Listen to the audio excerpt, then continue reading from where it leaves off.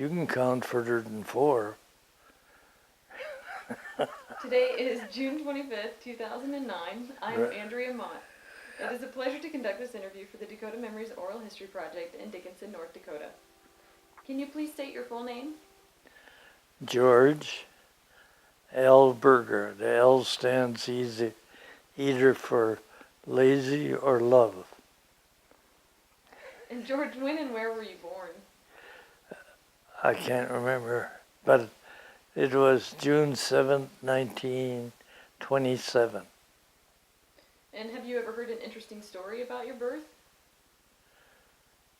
No, but I've got some interesting stories about birth. My dad delivered all of his children, plus one other child, and he always said he would not deliver anybody else's child. But he made an exception. That was back many years ago. Joe Berger's wife was my mother's sister. And Joe Berger was my dad's brother. So that's kind of an unusual arrangement. But that was in the days when they coupled them up. And they had almost 0 divorces. So maybe the system wasn't all bad. And so was there a midwife present with your No. father, or was it just him? Occasionally, there might have been one that was an aunt, but she lived in California, so she wasn't here for 13 children. And can you please share some of your earliest memories with us? Well, I can't remember being born. Well, some of the earliest memories.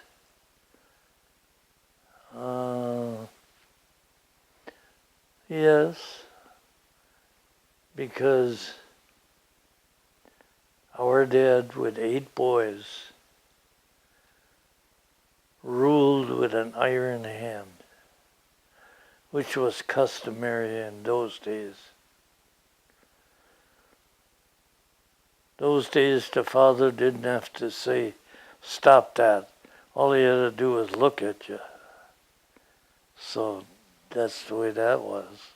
And what were you in the lineup? And the boys, I was the youngest, but I had 2 sisters that were younger than me, and 2 sisters that were older than myself. Of course, the older ones used to beat me up. And what was that like? It hurt. And why did they beat you up? I was an angel. And I don't lie much, but a little bit. and can you tell us a little bit about your brothers and sisters? Can we start with the oldest? Can you tell us their names? Okay. The oldest brother was Leo. He was a gentle soul. The next brother was Alphonse, who was a very coarse fellow. He used to be bouncer at wedding dances, and he did some national wrestling. He had an unusual trait, and that was because him and his dad laid hundreds of thousands of tons of stone, which built tremendous strength in their hands. An ordinary man has about 130 pounds of strength in his hands, and they each had over 900 pounds of strength in their hands. And Alphonse, when he would wrestle at carnivals, say the circus or the carnival came to Dickinson, if he could beat dear wrestler, he'd get part of the gate. Well, with 900 pounds of grip, when they shook hands, they wouldn't wrestle with him. They would give up right there, because you could hear bones break in their hands when he'd shake hands with him, because that's an awful lot of pressure. But I have another story with that, and that involves a double cousin of mine when he was born. Can you tell us? Sure. That's the only exception our dad ever did as far as deliveries go. I don't think I should name this doctor, but anyway, at my grandmother's house,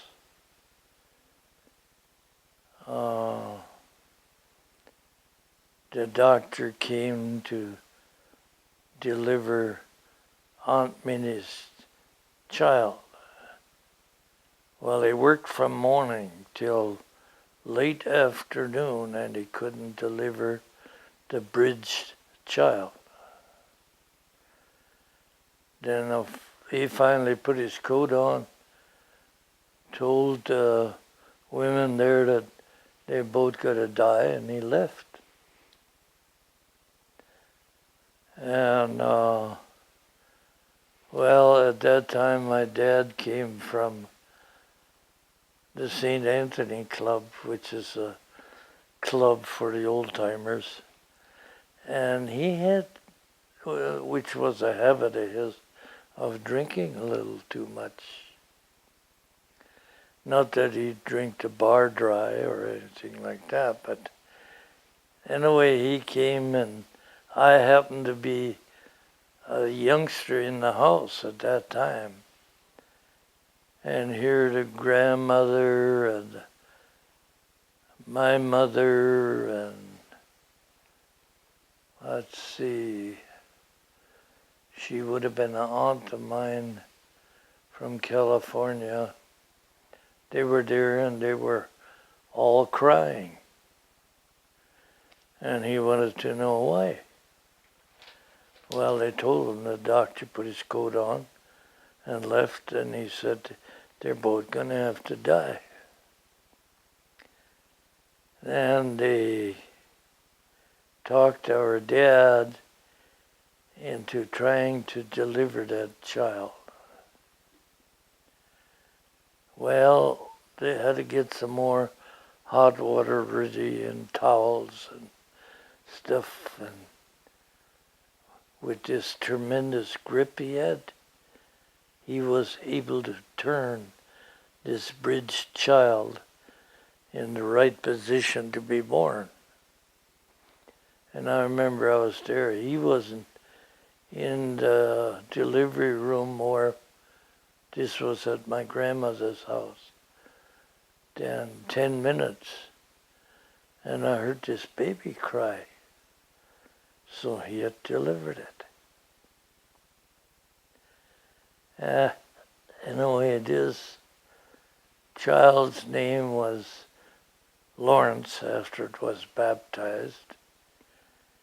And later on, he became a colonel in the U.S. Army. And eventually, he died. And you know that ended that story. So,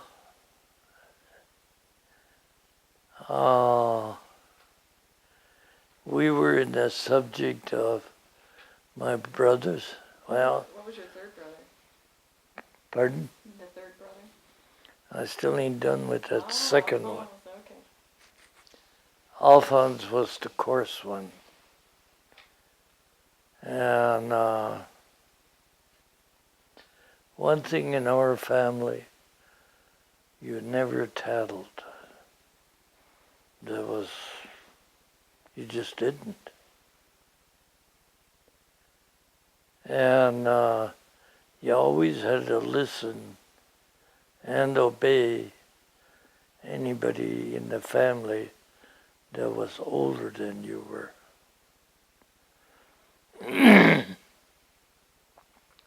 Well, one morning when we were having breakfast,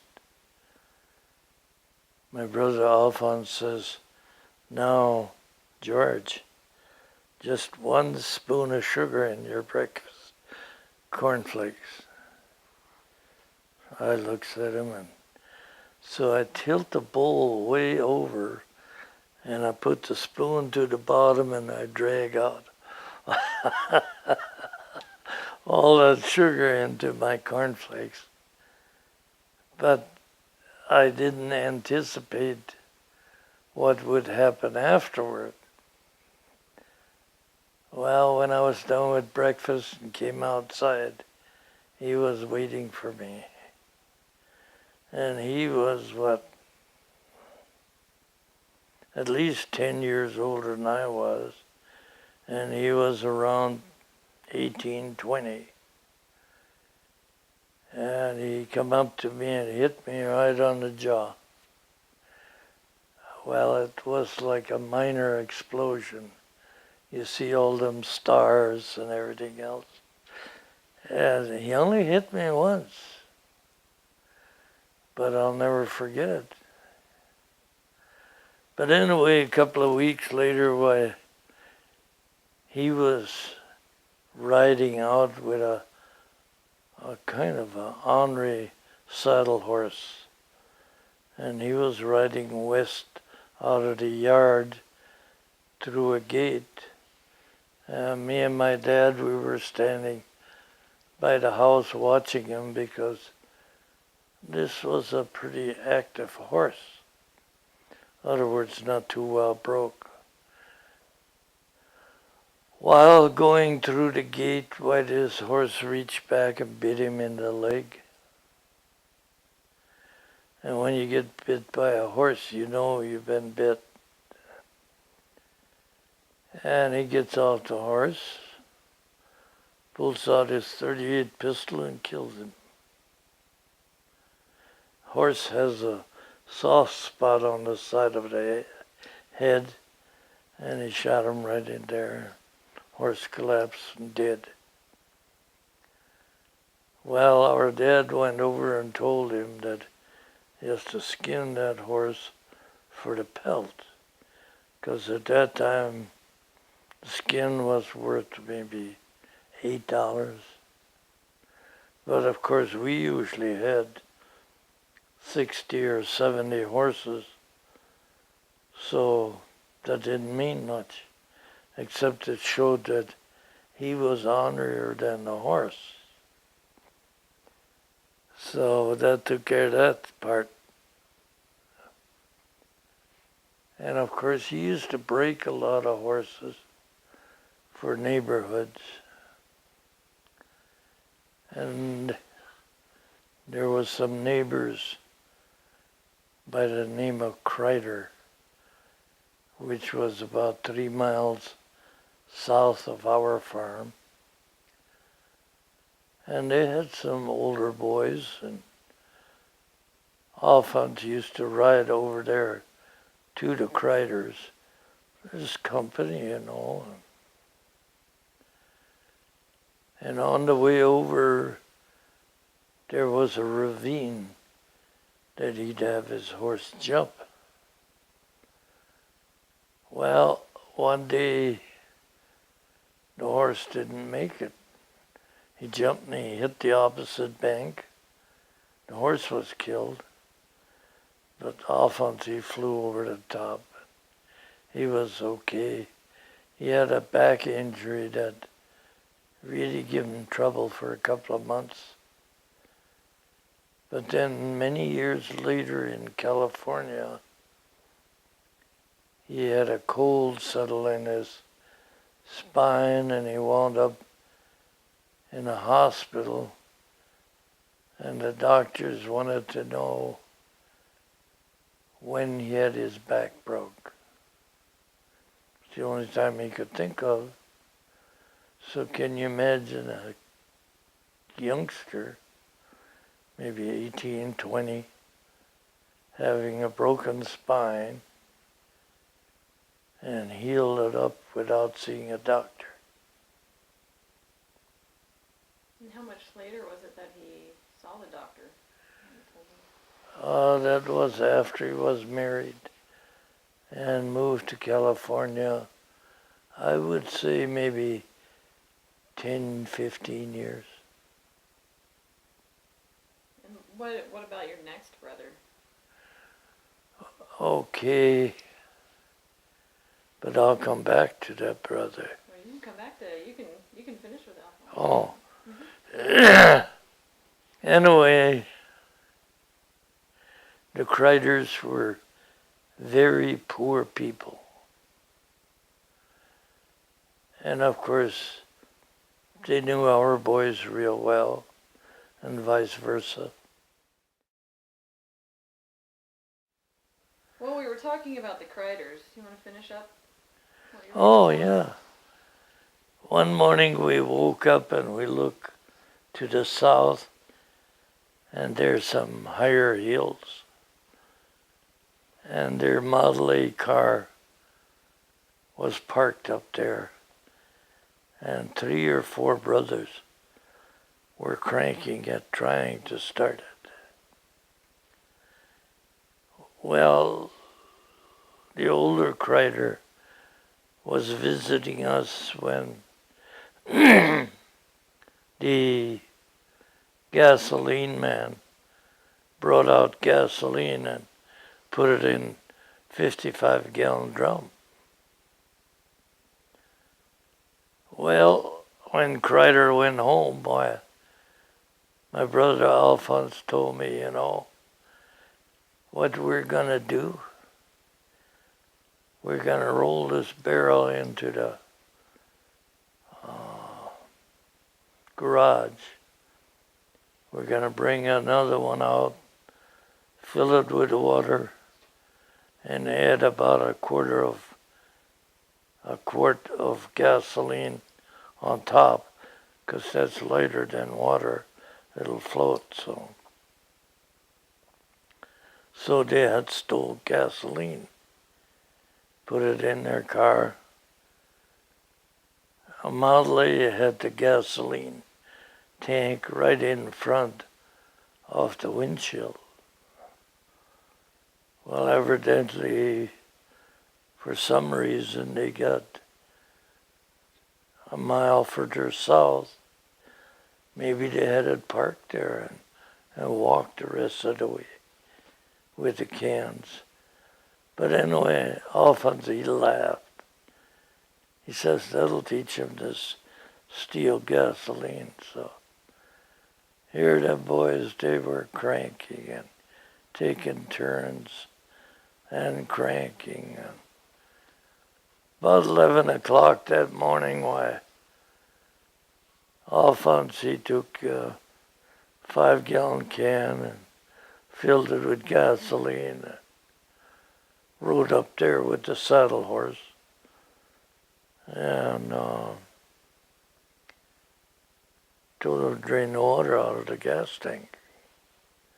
So they drained all the water out of the gas tank and out of the carburetor. And then he put 5 gallons of gas in it. And they started the car right up. And he told them, well, from now on, don't steal water. And he left. They couldn't afford to pay for the gas. So that took care of the Kreiders. But anyway, one of the younger Kreiders, when I started school, he watched out for me. In other words, other bullies would pick on me. They had to go through him first. I liked him a great deal, because some reason or another, I had a lot of bullies pick on me. But that's another story. So that takes care of the Kriders. Do you want to tell us about your third brother then? Sure. That was well, before the third brother, there was a girl born into our family whose name was Perpetua. And of course, this was before I was born.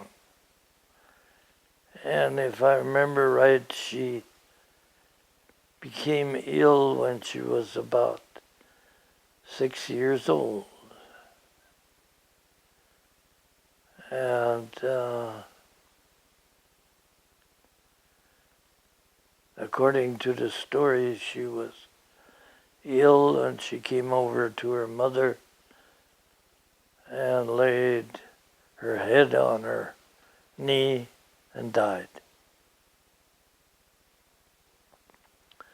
So they never knew from what. Those days where you simply buried him.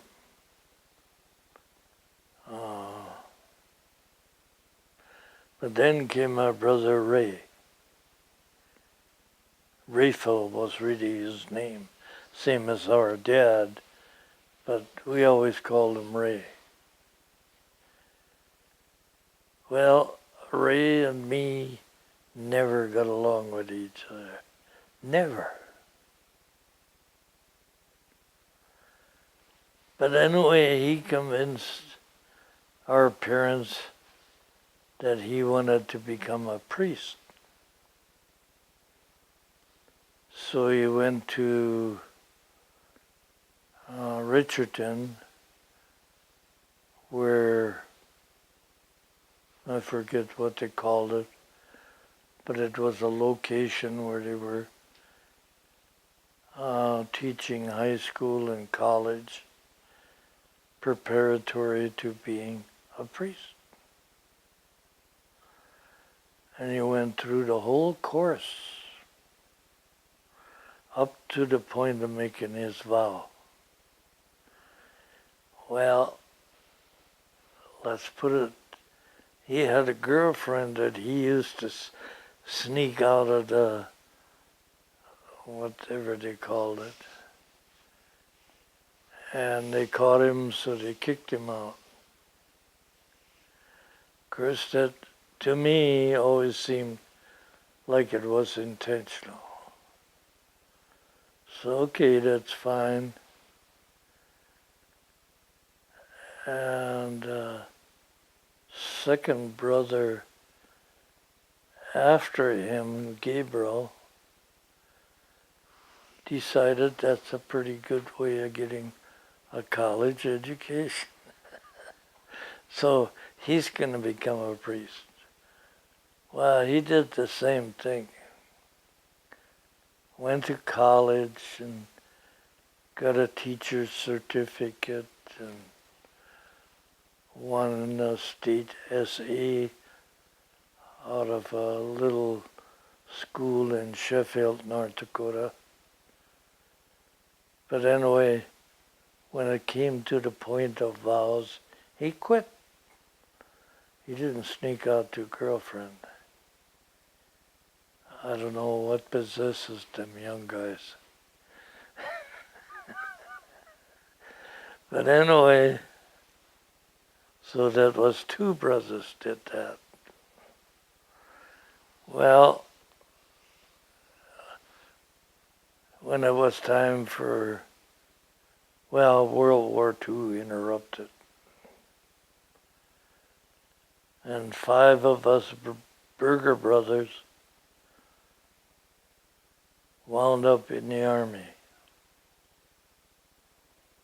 during the World War II span. I was the youngest one, so I wound up in the army the latest.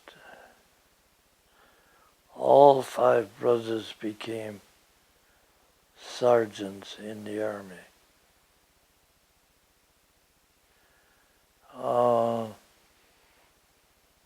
What year did you go in? Me? It's a good question. Either 1945 or 1946. I don't remember which. 46 would have been after it was declared over. 45 was during the period of war. But anyway, in the military, I wound up in the first occupation troops in Japan. We wound up with cleaning up part of Hiroshima after the blast. They never told us one word about radiation. But at that time there was still bodies under the rubble. Lots of them. But we just spent a couple of days there. What did you think of it? Total destruction. Everything within 3 miles of the blast was total destruction. And I can remember at a railroad bridge that had concrete on it, you could see images of persons running, but then the blast wouldn't melt the concrete back as far, so it left their image on the concrete.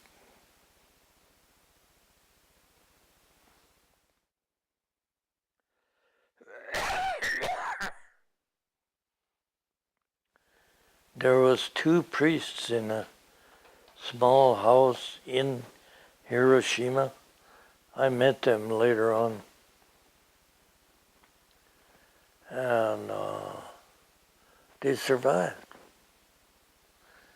And right after the blast, they went out and performed extreme unction. I don't know how to pronounce that. So one of those priests came back to the United States on the same ship I came back on. So I got to know him pretty well. Can you imagine in that little brick house that they survived in? It blew out all the windows. All the doors were gone. And how they survived, I don't know.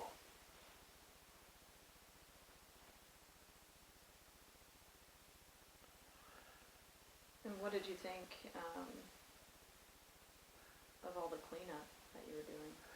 Well, the only place we cleaned up was right alongside the railroad tracks, because those tracks were the only thing that had been repaired so that we could go to an army camp in Kashi, Japan.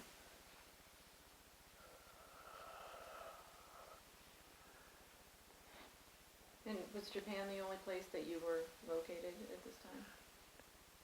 I was located for a while in Hawaii, yeah. And what was that like? Kind of like turmoil, because I was in the MPs, that's military police. So the GIs were always kind of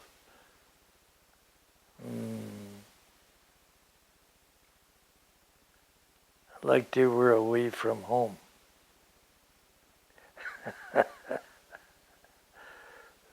So, but anyway, all 5 brothers survived the war. Only one was extremely wounded from a bomb blast. Who was that? Pardon? Who was it? Mike Berger.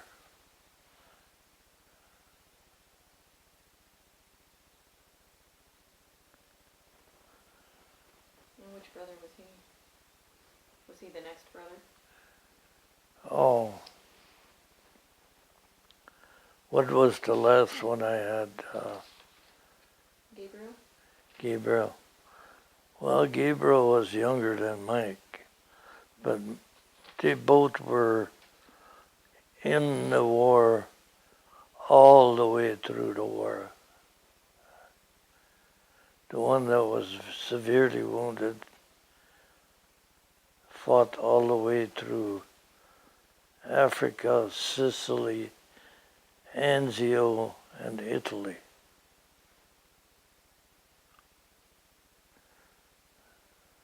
Did he ever talk about it? Very little. Over in Europe, they still have some of the old wells where you get water out of it with a bucket. And then the well is hand dug, and the wall around it might be 3.5 feet high. Well, what happened is the bomb hit on the edge of that well, so then all the shrapnel went straight out. Where normally if a bomb hits, it comes out as a cone, because it goes part way in the earth, so it's not anywhere near as dangerous as one that hits on a ledge above. And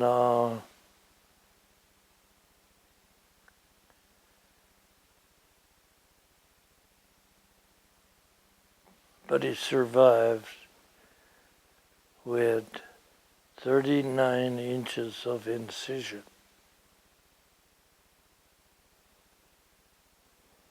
That's a lot. Where were they taking care of him? Army Field Hospital. Those Army Field Hospitals, they did many, many miracles.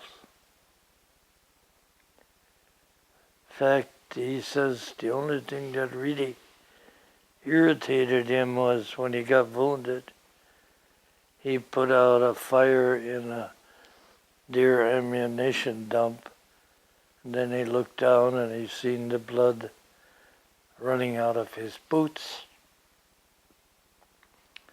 So he went to the medical station and passed out.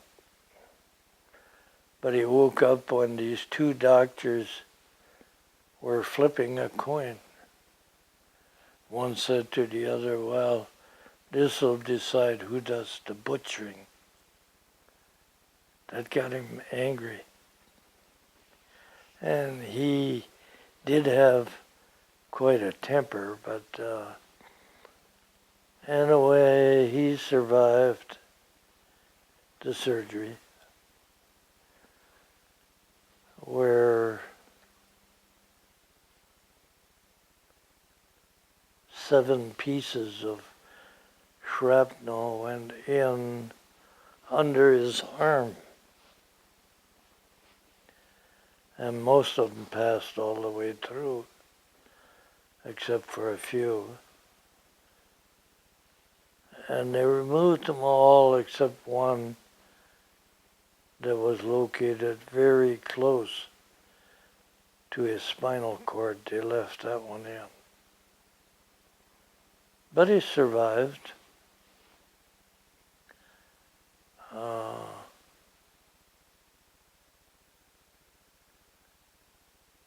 So we go back to Gabriel, who was before, which I discussed before Mike, but Gabriel was younger than Mike.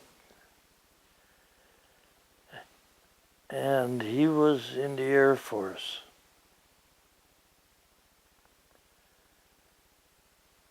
And he was involved in bombing raids in about,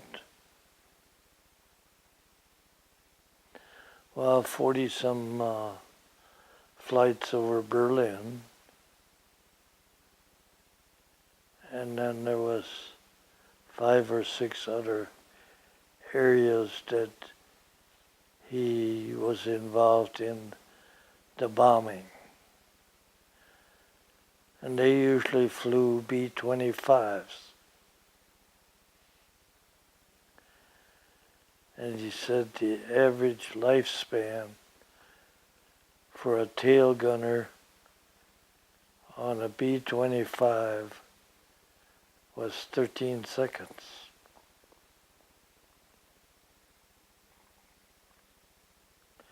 That's not very long.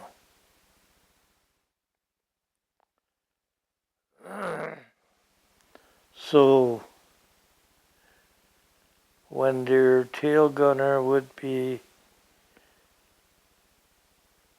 taken out of action, he was the navigator. He would crawl back and be the tail gunner. And he never got hurt.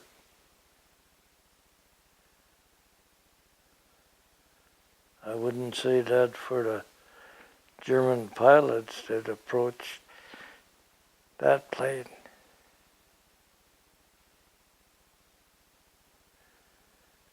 And how long was he in the Air Force? I don't know, 5, 6 years, all the way through the war. In fact, they were all other 4 brothers, not me, were in the Army over the whole war, period. Like Mike said, he didn't sleep in a bed. In fact, he slept in foxhole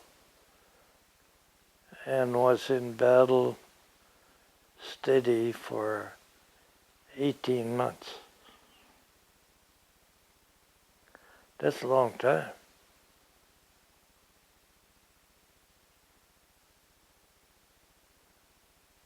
And what about your other brothers that were also in?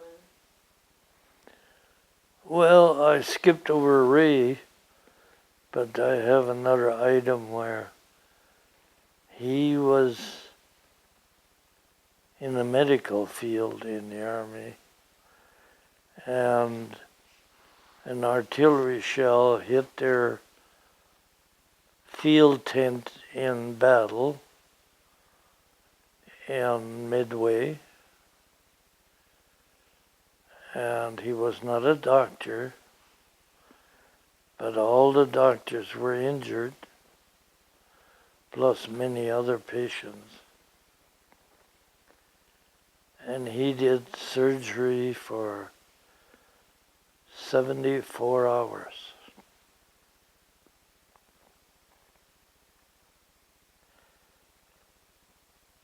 And was not a doctor. But he had helped with so many surgeries that he knew what to do. And all the doctors survived. In fact, all his patients survived except one that had a brain injury. He survived, he stabilized him, but they flew that one back to the U.S., and of course he perished on the way. Okay, so we got Ray, we got Mike, we got Gabriel.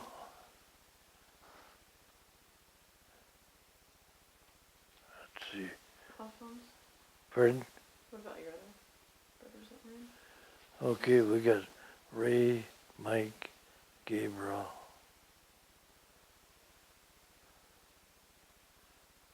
It's good to be one more.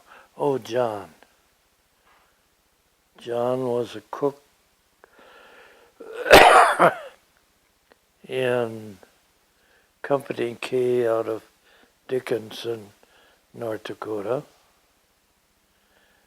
And he wound up in the battles of Guadalcanal.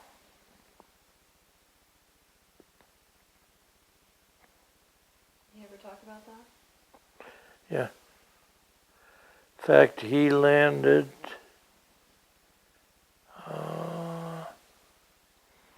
about 4 o'clock in one afternoon, and the Marines had only part of a beachhead. And of course, that night, the Japanese tried to run over their position, which they didn't make. The following morning, why, there was over 14,000 Japanese casualty piled up in front of their position. And how many Americans were there? Probably, let's see, there was some Marines and about 300 from Company K. So there might have been 400.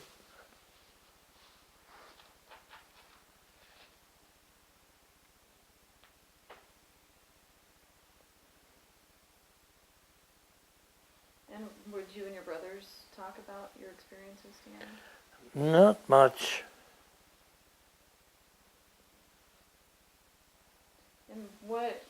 And where was John in the lineup there? Well, there was Ray, John, Mike, Gabriel. That's 4 of them. I mean, in the lineup of your siblings. Yeah, That that's was it. Ray, John, Mike. Ray, John, Mike, Gabriel. Then came the honorary one. And who would that be? Dear brother, the youngest one. So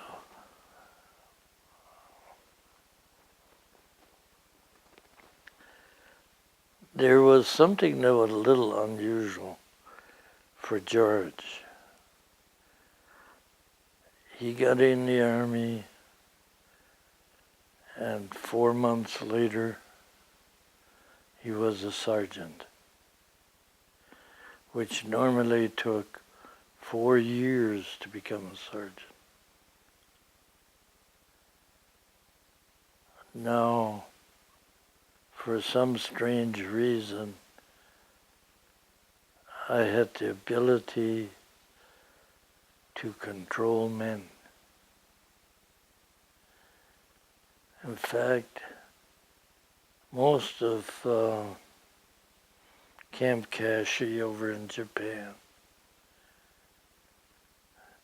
I don't know why, but they feared me. And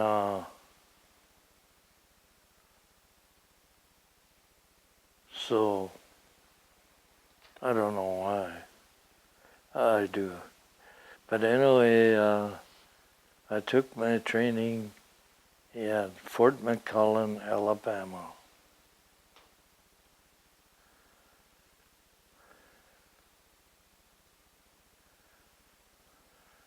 And how long did that take? Pardon? How long was the training? Training was 2 months.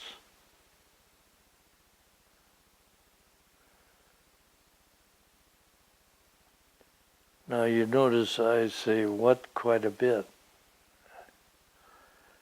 Well, in basic training on the military rifle range, I had both of my eardrums busted.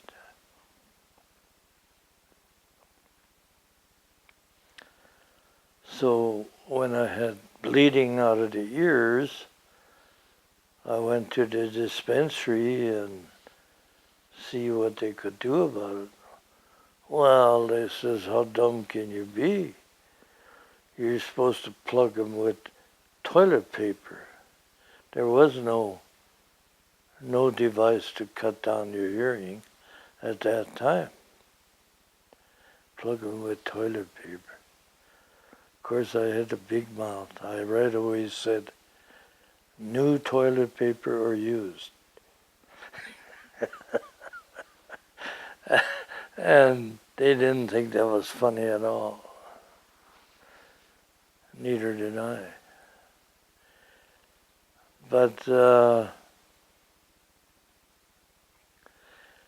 and the strangest thing about that is I have never been able to get hearing aids through the VA system and had both eardrums busted. Just goes to show you it's not a perfect system. Of course, neither am I. What did you do when you got out of the Army? When I got out of the Army, I became a horologist. And what's that? That's a watchmaker. So I was in the jewelry business. But I found that I wasn't satisfied with the amount of money that you made in the jewelry business. So I became a master electrician.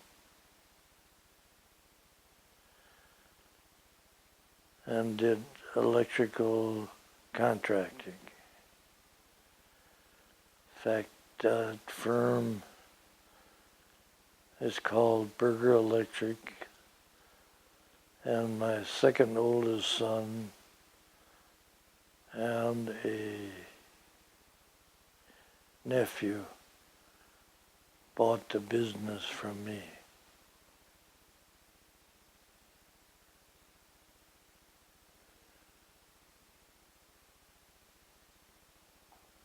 And how did your life change when you left the Army and came back home? Well, it changed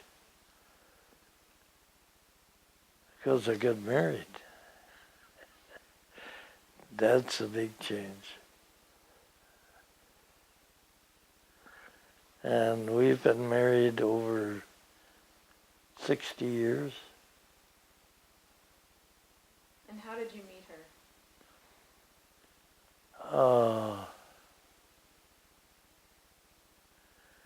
Well, I knew her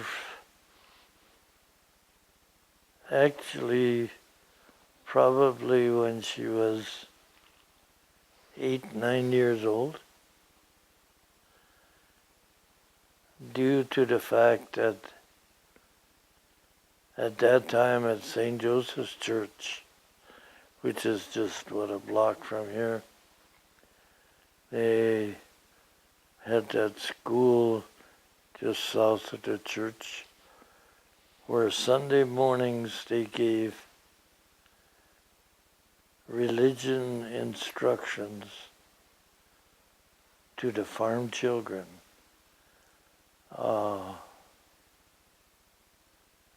During a mass that they had for older couples that lasted 1 hour, the children went to St. Joe's School and had religious training for 1 hour. And that's how you So that's where I met her and all her brothers. Was she the only girl? She's the only girl I ever dated.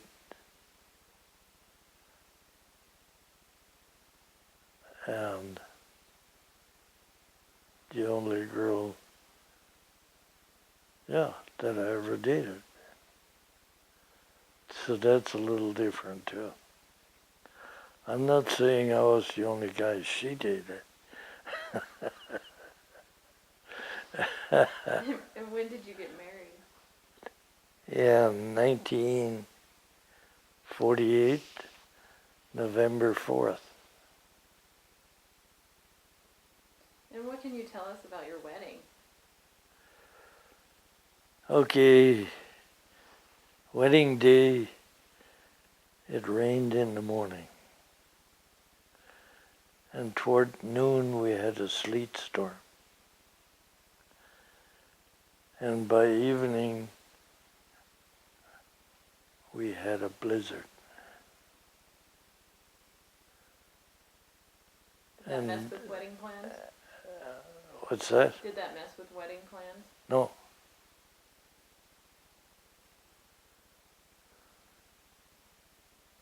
And what did you think when you first saw her at the church?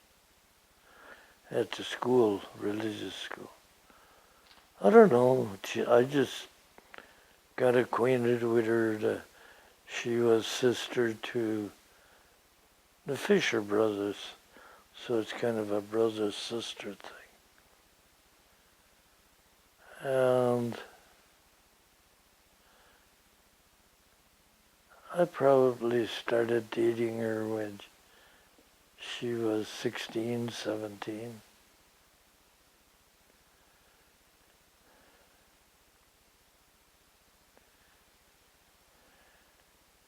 And how old was she when you got married? What? How old was she when you got married? Let's see. Well, I proposed to her when she was 18. She turned me down. Why? Well, actually, they thought at that time that she was too young, her parents. So then I proposed again to her when she was 19. And what was the answer that time? She agreed.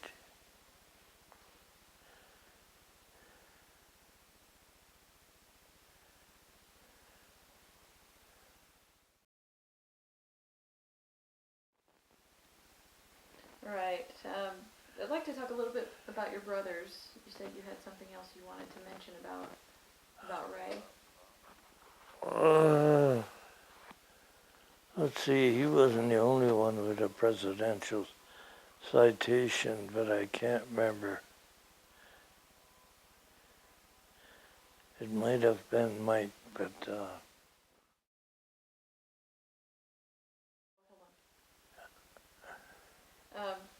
Can we get back to Ray's presidential citation?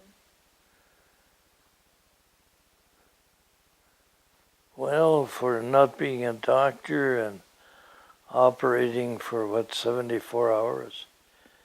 By the way, that's humanly impossible.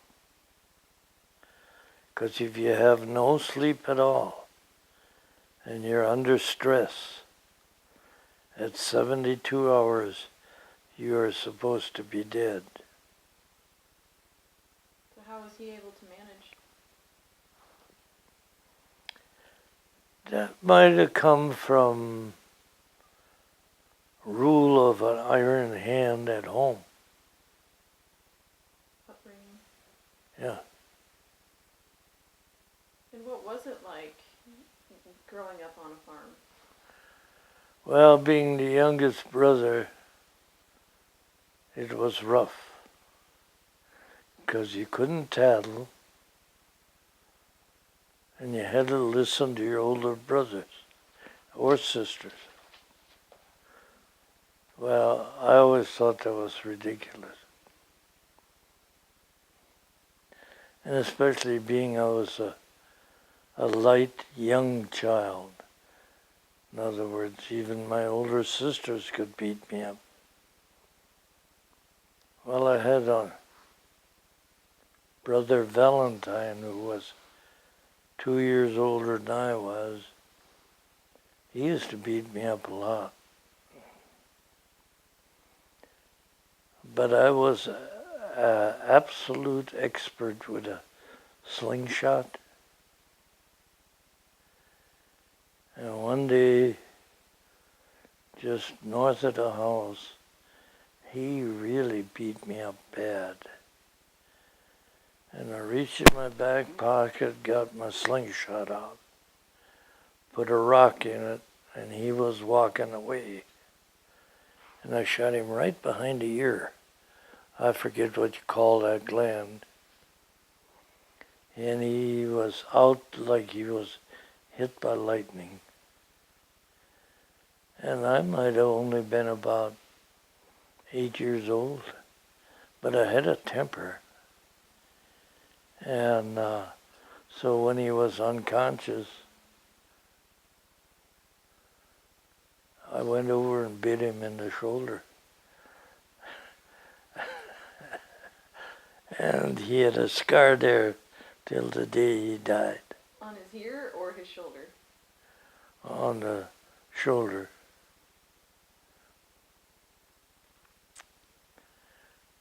But I'll say one thing.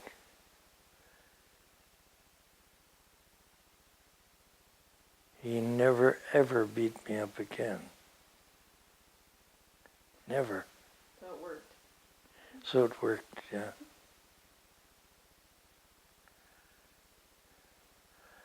But that's kind of a animal instinct to bite. So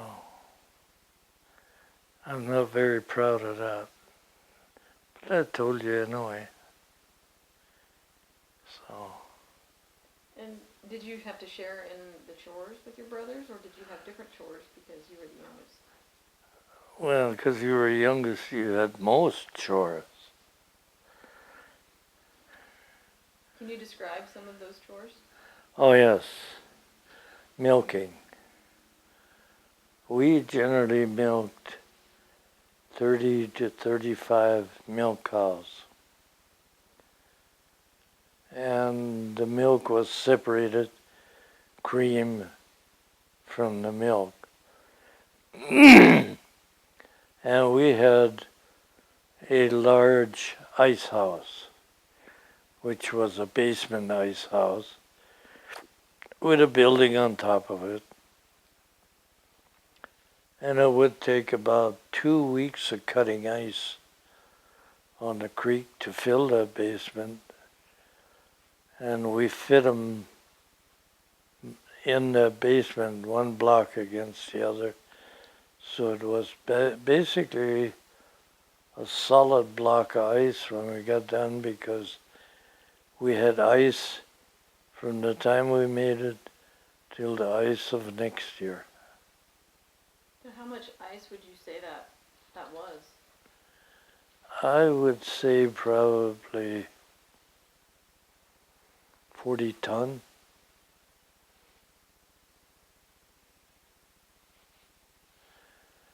And we cut it by hand, a big ice saw.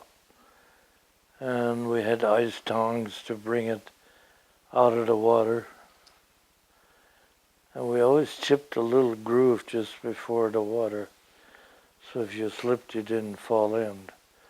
But both of us at one time or another fell in anyway. And it's cold. What was it like the first time you fell in? Exciting. How so? Well, that cold water, when it hits you, almost knocks you out. Because it must be, 33 degrees.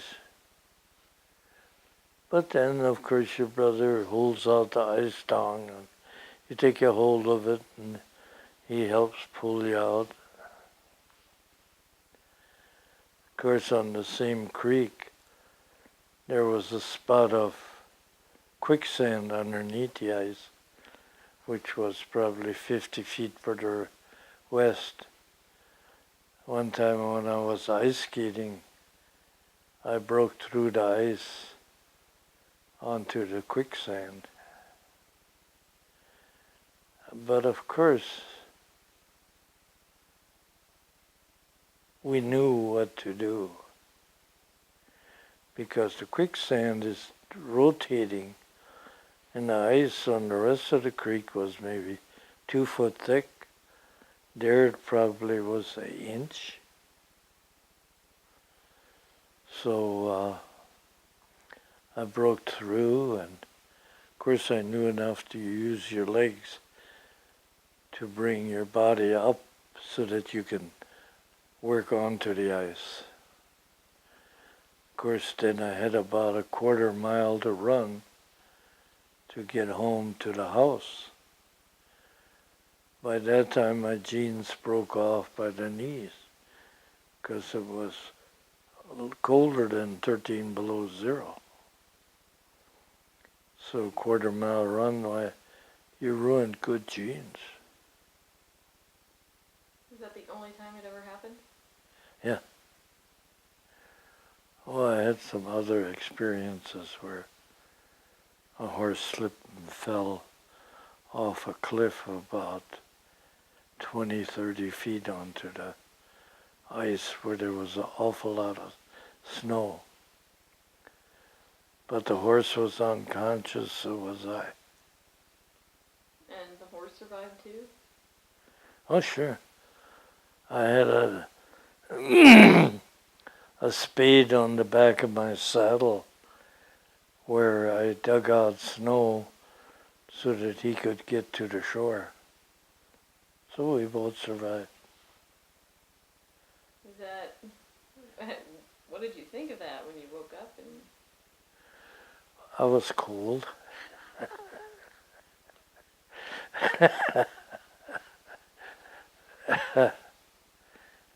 Well, what was maybe the worst part of it was when we fell down on the snow and the ice, the saddle horn caught me right there. Smashed all that cartilage in there. It's still all smashed. I suppose that's why I was out. And how old were you when that happened? I would say 12.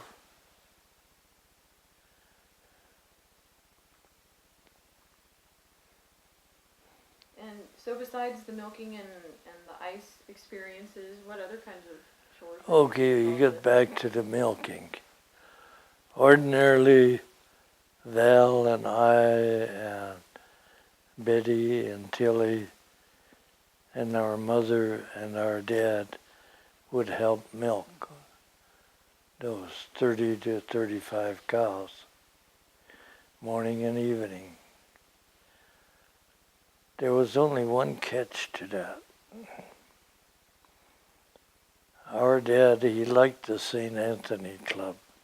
I'll have to admit he always drank a little too much. Not too bad, but a little too much. And on Sundays, it was hard to get him out of the St. Anthony Club. So Val and I would catch rides with somebody, maybe even the Fishers, and they'd drop us off there quarter mile from home, and we'd walk, and then we were stuck with milking those 30 to 35 cows. 2 guys. How long did that take?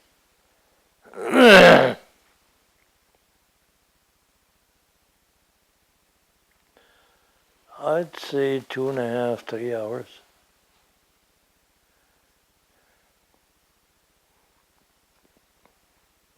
What about any field work? Did you help in the field as well? Yeah, my brother Valentine did 6 to 6 field work, and from 6 in the evening till 6 in the morning I did the field work. And what did that involve? It was a tractor. At that time we only owned one tractor. And you plowed, you drilled, you dragged, you did everything. In fact, when it came to harvesting, he would be on the combine, I would be on the tractor. And you could control the combine from either on the platform or from the tractor. So it was well controlled. And we were one of the few people out in that area that had a combine. In fact, the first year we had that combine, we combined enough to pay for the combine at $3 an acre.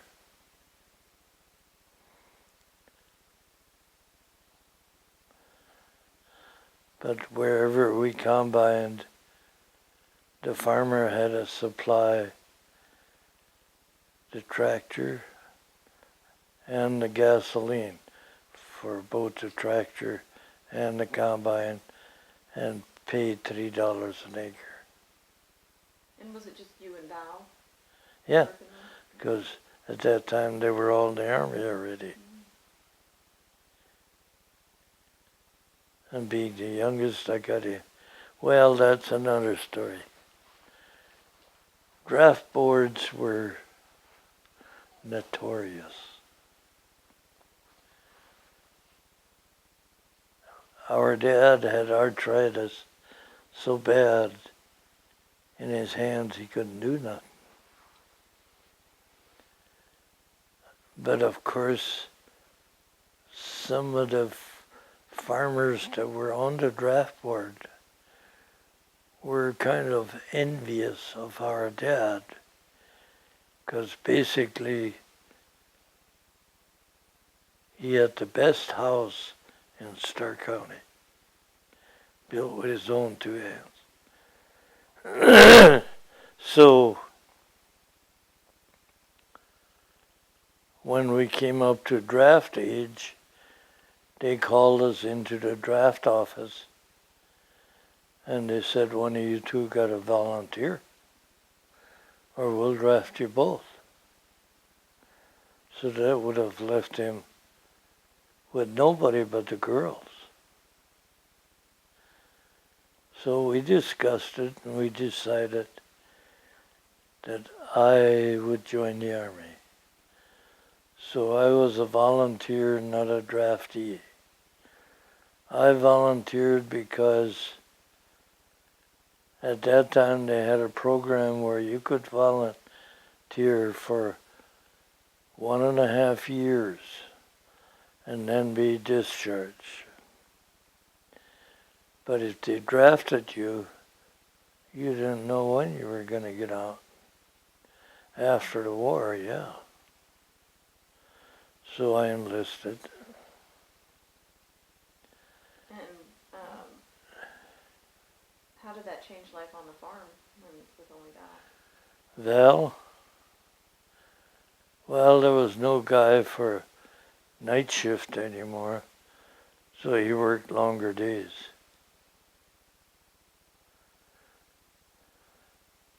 I'd like to, you touched a little bit on the farmhouse. Can you describe what the house looked like that your father built?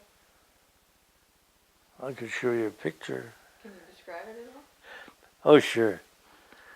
The house was 2-story plus the basement.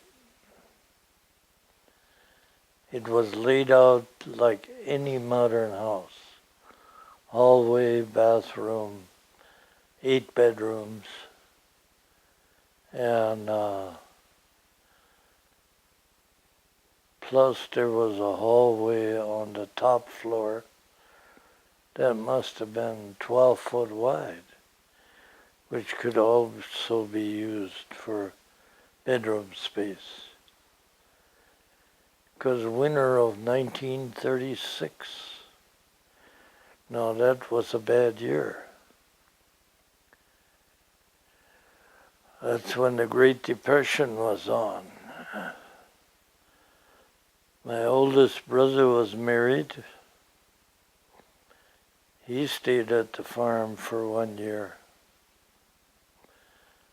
The school teacher and her child stayed at our farm 1 year. So there was 18 people around our table 3 times a day. Can you imagine a mother cooking with a coal stove? How did your mother manage? She did. Yeah, she made the best steaks in the world. Well, one thing I remember about that winter is they butchered 7 around 1,000 pound steers for meat, and about a dozen 200-pound hogs for country style sausage and everything. Of course, the boys, they all thought breakfast time they each had to get a whole ring of sausage. So Mom would cook 18 rings of country style sausage for breakfast. And usually there was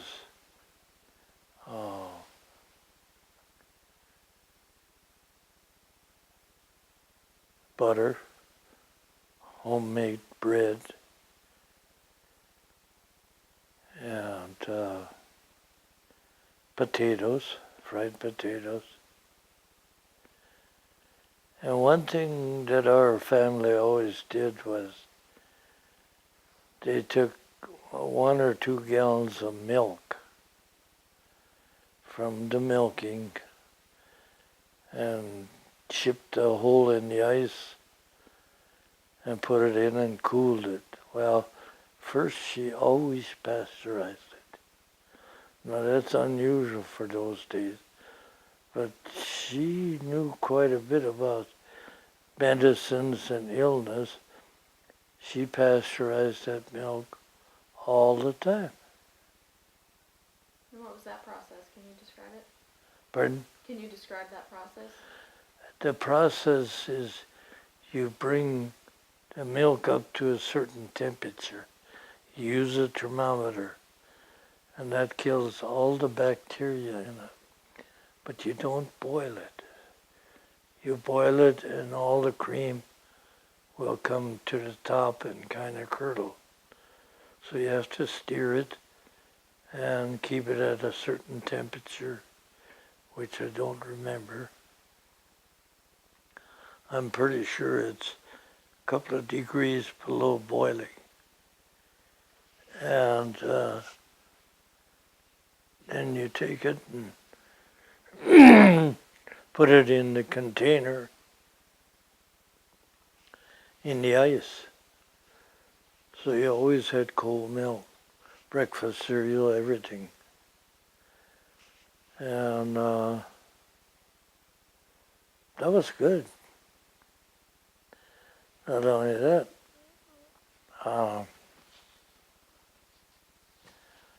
I'm 82 years old, and all of the family had their original teeth till they died.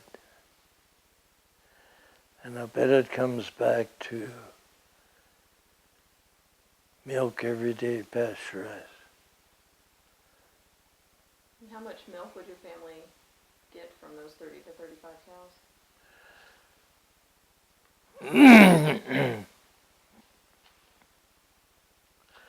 Well, probably the closest way of describing that is because You ran it through a separator, which you cranked by hand.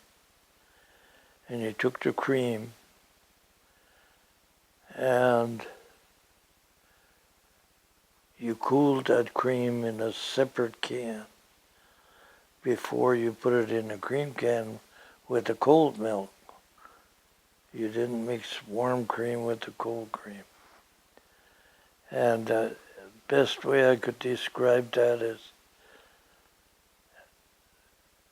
twice a week, Dad would take the cream in and sell it to the creamery.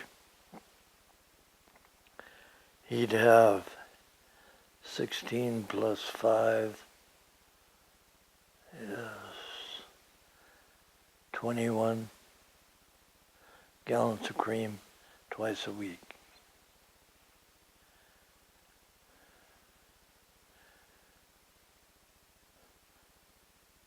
The money from that was used to buy groceries, clothing, and machine repair parts. And a little alcohol at the same. And you touched on clothing just a little bit. What kind of clothes did you wear? The boys always wore jeans. So did the girls. Which it was almost unheard of, girls wearing jeans at that time, but they did. And why was it they wore jeans? What did they what? Why was it that they wore jeans and it was uncommon? Well, you couldn't get anything cheaper. A pair of jeans for us boys would be like $1.35 a pair. So. And what would a dress cost? I have no idea. And did your mother ever make any of your clothing? Oh, yes. She made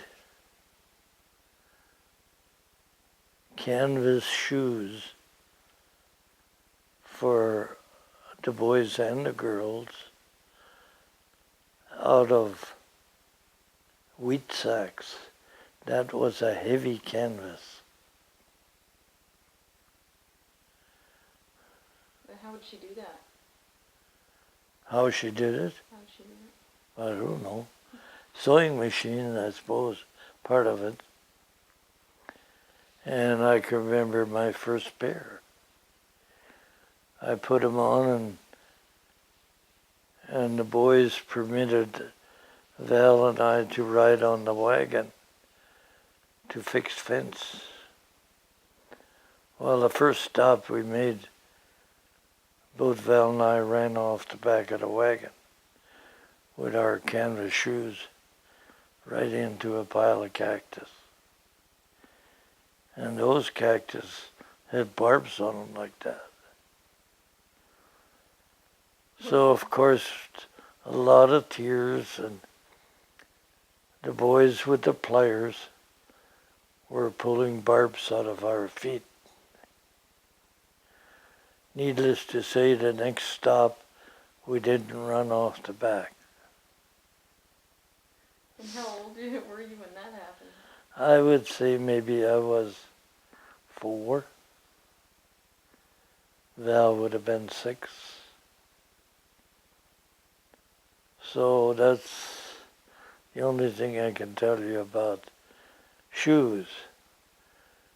But the jeans were wore till they were really in bad shape, because in between the grain bins, in the granary where there was a crack, we used to tuck in those jeans so it wouldn't leak from one bin to the other. Well, I can remember one time my mother sent me up there to get a pair of those so that she could make patches out of them for my jeans. Of course, our jeans at that time weren't here, they went all the way up. So I went and got a pair, shook them up, straightened them out. She fixed those instead of the pair that she was going to fix because they were in better shape than the ones she wanted to fix. So they were very conservative. And the oldest brother, they bought him an overcoat for going to church on Sunday, because a lot of times it'd be 40 below. So he had this big overcoat. Well, when I was a youngster, and see how obedient I am. When 1948 I got married, that was my overcoat. It had been handed down through all 8 boys to the point where I got it, and it was still in great shape.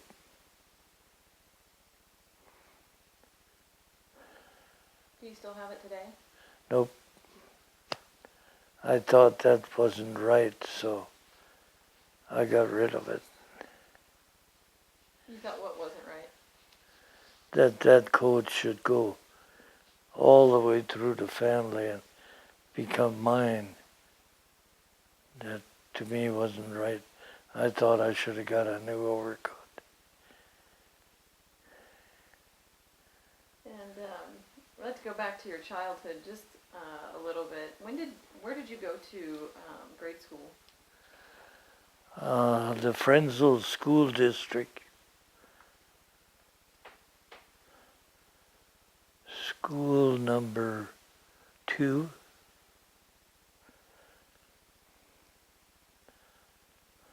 And how did you get to school?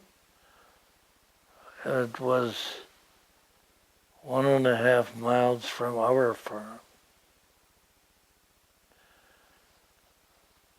During the season when the horses were being used, which would be in the spring and the fall, spring would be just before school went out. In the fall, when it started, we walked. We also supplied the school with all the water, which we carried on our backs. That wasn't easy. But our dad would get as high as $25 a year to supply all the water to the school. And was it the government that paid? School district. And our dad never went to school, but he was principal to the school district. And what did you think of school? I loved certain subjects. And what were those? They were everything except English, which included spelling. All the rest of the subjects I like. And I was especially good at math.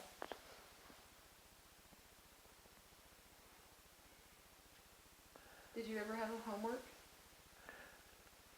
Pretty well every day during the school season, which we did by the kitchen table with a kerosene lamp.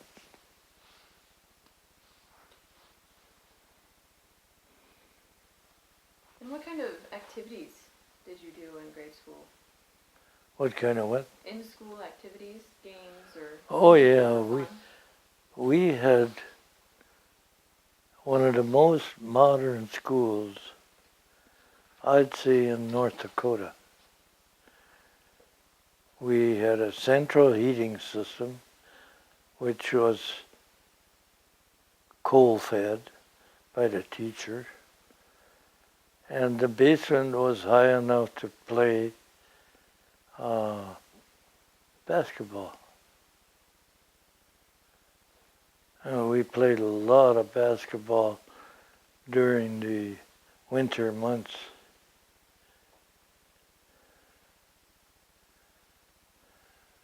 And any other activities that you would play besides basketball? Oh yeah, we did baseball, we did tag, and we used to do a lot of three-legged races, potato races, which both of those my brother and I always won. Which brother? Valentine. But that was because we practiced at home. We, on a three-legged race, we could run as fast as we could run ordinarily. That's how we coordinated. So we always wanted those races at the school picnic, you know. Did they have those school picnics all the time? Every year at the end of the school season, there was a little hill a half a mile south of the school where we always walked to with our lunch, and we had our picnic activities there. Right now it's Southwest Speedway auto racing at that location. And what kind of food would they have at this picnic?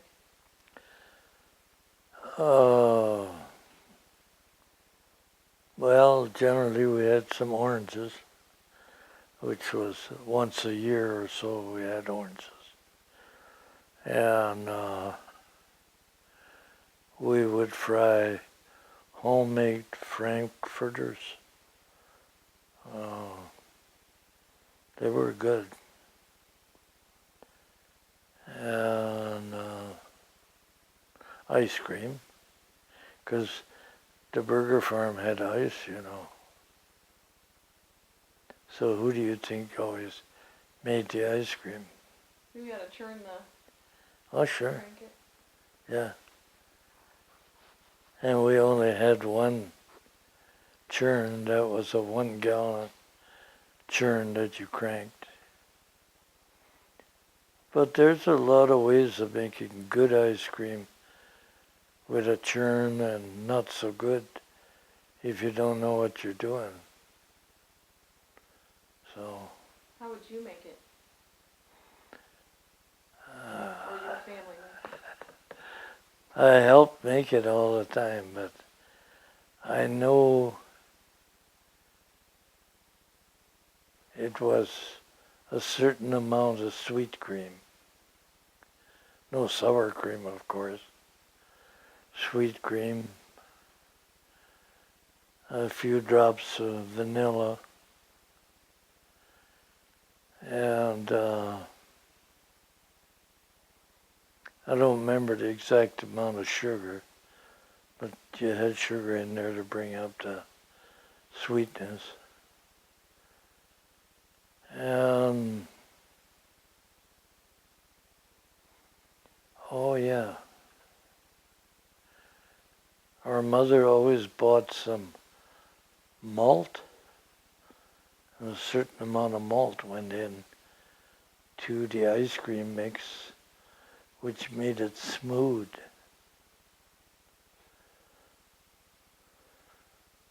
Would your family have ice cream pretty frequently since you had an ice house? Oh, sure. Generally, when the folks would go to town, usually on Wednesdays, we, the ones that were home, made ice cream and candy. What kind of candy? What do you call it, taffy? And that's what we usually made. So it was a treat day when they would leave. Yeah, but then after a while they'd check the sugar supply. that was another thing. In the fall, our dad would always take some wheat to town, and he'd come back with 8 100-pound bags of sugar, and usually around 20 bags of oxidant flour, because we had a flour mill in Dickinson.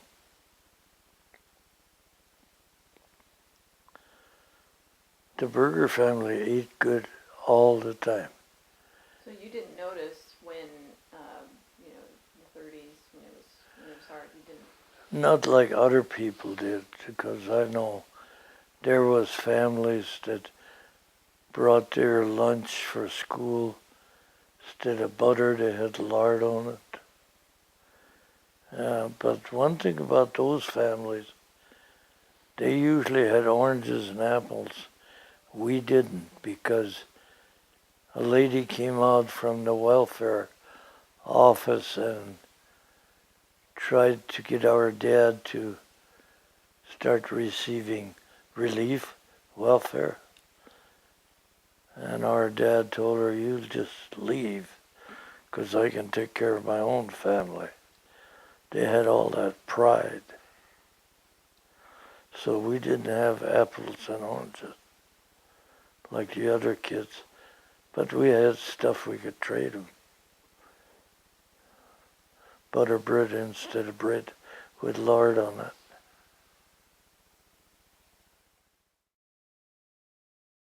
Now you said your dad didn't want relief, and it's because he could take care of his family. Yeah. How did your mother deal with this hard time?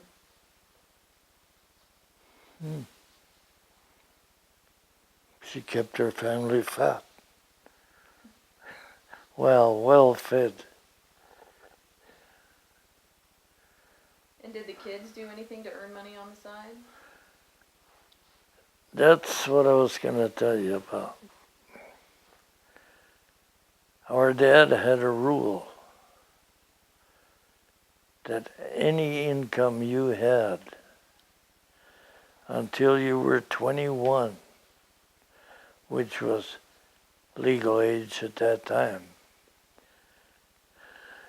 you had to turn that money over to him. And he kept it.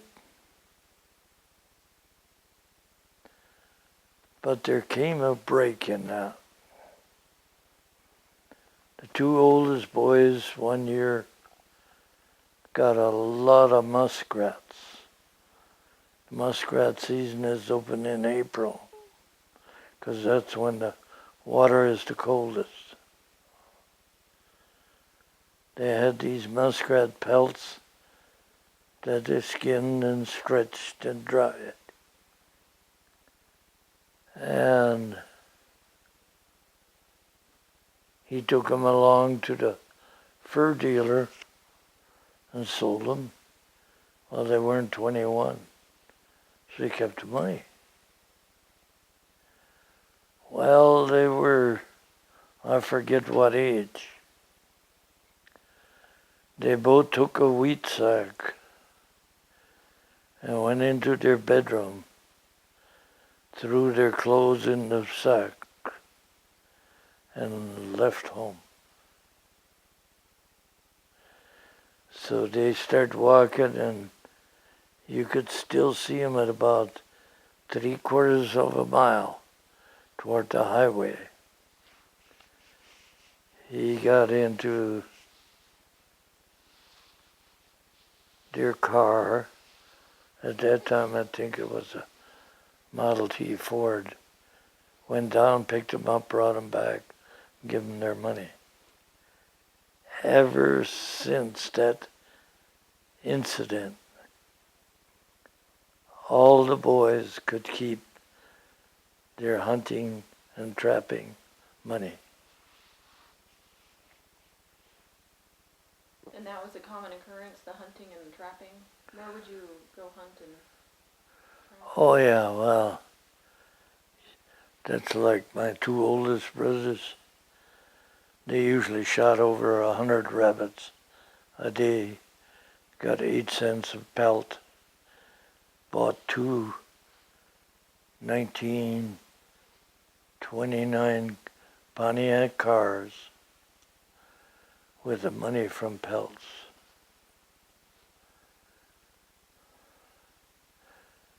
Now, we had rabbit carcasses like most farmers had hay piles at that time.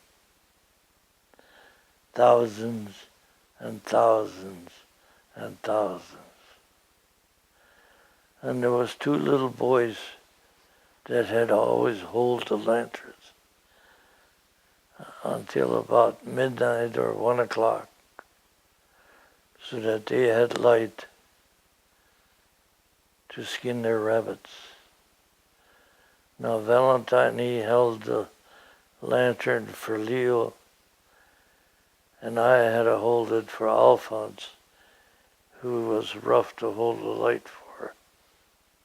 He was just simply a rough boy. Why was he so rough and the others were not? Second nature, I guess.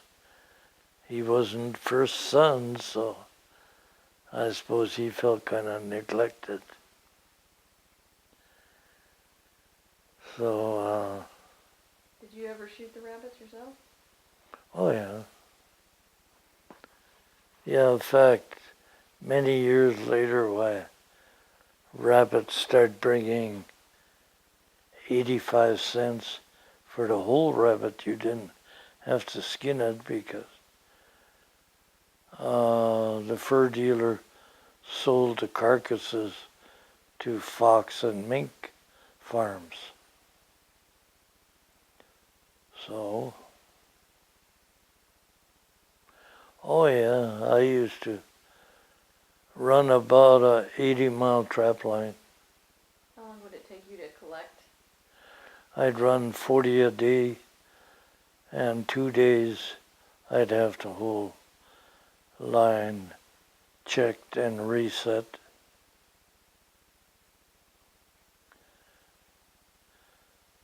And what other kind of animals did you hunt? Well, my specialty was mink. One day I can remember my best day, I had 7 mink. And they were bringing about $35 a piece. And my dad used to kind of complain. He says, "You're making more money trapping than I am farming."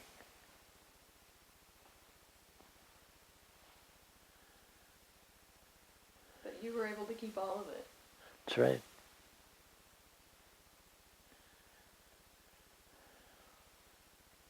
And what did you buy with the money you earned? After I got married, a house for part of the payment.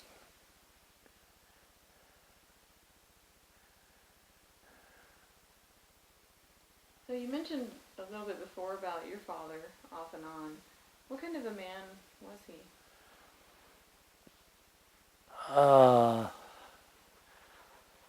Well, I always looked at him as somebody with authority.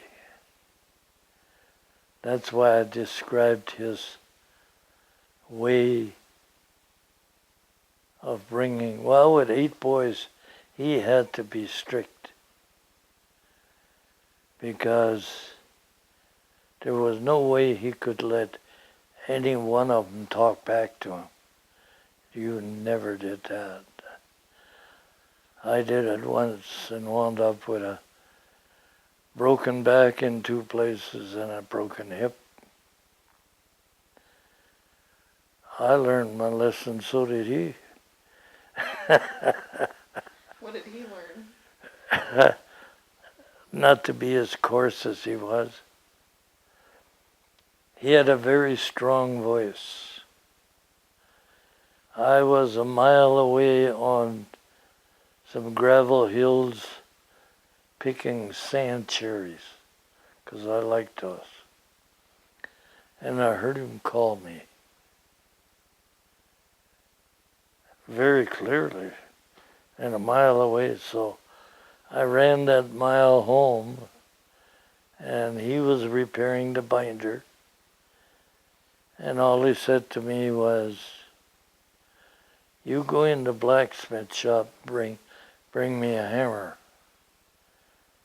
Well, I should have kept my mouth shut.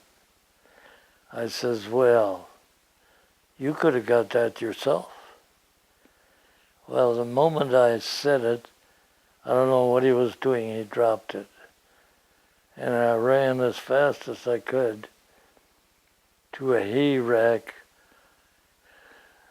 at the north end of the barn. Well, he could really run because he used to go on 4th of July picnics where they would race all the older married men, and he'd always win that. Finally, they wouldn't even run it no more. Well, that's just to explain that he could really run. But I beat him to the hay rack, and he just reached in and got me by one heel on my boot. Well, I got that loose. I run up on the roof onto the lean-to, and I start running up the roof on the main barn, and I looks around and he's catching up with me. So I ran right up to it's a vent on the old style barn, sits right on the ridge of the roof. And he's coming in. So I run down the ridge and run right off the end. About 30 feet onto hard ground. And I hit that ground and I couldn't get up. But he didn't come off the peak. He started going back to the hay rack. Well, finally, on muscle alone, because we kids were tough, on muscle alone, I finally got up and I ran down into pasture. I waded across the creek, which was maybe chest deep. I didn't know how deep it was, but I waded across the creek and went into some bushes that have red berries on them. I won't tell you what we called that. But anyway, I went in those bushes, and maybe 10 minutes later, here he came with Smokey, a great big black saddle horse. And he had this 16-foot bull whip on it that you could whip cattle with, But he's on the other side of the creek. Well, my heart beat so hard, I thought the horse would hear it. I knew he couldn't hear it, but by gosh, he went on by and went back in the pasture looking for me. And I seen how our neighbor would come and get his boy with a big whip and whip him with it. And of course the boy learned to go under or over fences so that he couldn't follow him with the horse. But anyway, so it took quite a while till he come back. But in the meantime, I crawled from the bushes into 30 acres of wheat while I was repairing the binder, so you can tell he'd never find me in that wheat field. So I stayed there till 1:30 at night. Then, of course, if I'd have been older, I would have never came back. But I got hungry and thirsty. So I came back for water, and there was these water jugs wrapped with burlap bags, tied on for insulation, there was some of those on the hay wagon, so I went drank out of the jugs. Then I figured I could sneak into the house, and I had real trouble walking. And I could get upstairs and go to bed. Well, I barely got into bed and I could hear him coming up the stairway. Well, with my bad leg and my back, I figured I just couldn't take a beating. So our house had what they call side attics. So I run into the side attic, and there was a space just no bigger than that, where you could crawl down this side attic into a side attic that was bigger in the bedroom way at the end of the house. But I just got in far enough, and he caught me by the heel, pulled me back out, my bad leg. And what happened then? Then he gave me a licking. Did he know about your bad leg and your back No. at that point? No, he didn't know that. But of course he should have figured some injury, because for quite a while I couldn't get up. So anyway, I got a licking. How long did it take to get over that one? Well, next couple of days I couldn't walk. And it went on that way for maybe a month. And I'd crawl to the toilet outside. And finally, my two older sisters, Tilly and Betty, would help me walk. And I had to learn to walk again. Finally, I was able to walk. No doctor. So you know what it was that you did to your leg? That what? What you did to your leg? I had a broken hip. Was it broken?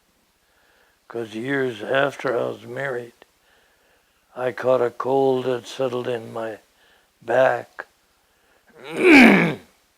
And Dr.